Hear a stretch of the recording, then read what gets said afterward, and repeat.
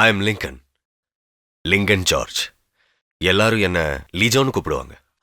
அப்போ நாங்களும் அப்படியே கூப்பிடுறோம். என்ன சொல்ற? அடே நாயே, அட தம்பி, அப்பா இவன் 1ஆம் நம்பர் ஃப்ராடு. இவன் தான் என்ன அடிச்சு இப்படி ஆக்குனா. ஐயோ அடே, பேசாம இரு. இல்ல. ஏய், டேய் நீ என்னதான்டா சொல்ல வர? இவர் இப்போ வந்திருக்க புது இன்ஸ்பெக்டர் லிஜோ. ஐயோ அப்பா அது உண்மை கிடையாது. இவன் பொய் சொல்றான், பொய் சொல்றான். ஏய், இங்க வா, நான் சொல்றேன். ஓஹோ, அப்ப நீதான் என் பையனை இப்படி அடிச்சதா?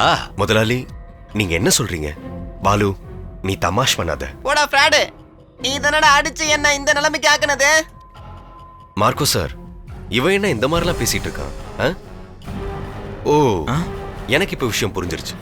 இது அவனாதான் இருக்கும், சந்தேகமே இல்ல. இந்த மாதிரி பல பேர் கம்ப்ளைண்ட் பண்ணிருக்காங்க. என்ன மாதிரியே உருவத்துல ஒருத்தர் சிட்டிக்குள்ள சுத்திக்கிட்டு இருக்கான்னு. பக்கத்துல வச்சு பார்த்தா என்னோட முகசாயில அப்படியே அவனுக்கு இருக்கு, அச்சு அசலா. வேண்டாம், நீங்க யாரும் என்ன நம்ப வேண்டாம். ஒரு வாரத்துக்குள்ள அவனை தூக்கிட்டு வந்து உங்க முன்னாடி நிறுத்துறேன். அப்படி இல்லைங்க இன்ஸ்பெக்டர், அது வந்து வேணாம் முதலாளி, உலகத்துல எந்த போலீஸ்காரனையும் பாதி மனசோட நம்பாதீங்க. ஆமா, ஒரு வாரத்துக்குள்ள வேலை முடிஞ்சிரும், அப்ப நம்புவீங்கல்ல. எனக்கு கொடுக்க பணம் கொண்டு வந்தீங்கல்ல, அது இப்ப வேணாம், ஒரு வாரம் கழிச்சே கொடுங்க. நாங்க உங்களை நம்புறோம்.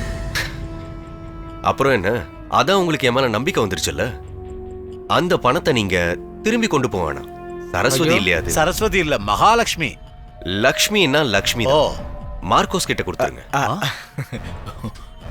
அப்போ நான் என்னோட வேலையை ஆரம்பிச்சிடுறேன். நிறைய ஹோம்வொர்க் இருக்கு, அப்புறம் பார்க்கலாம். சரி.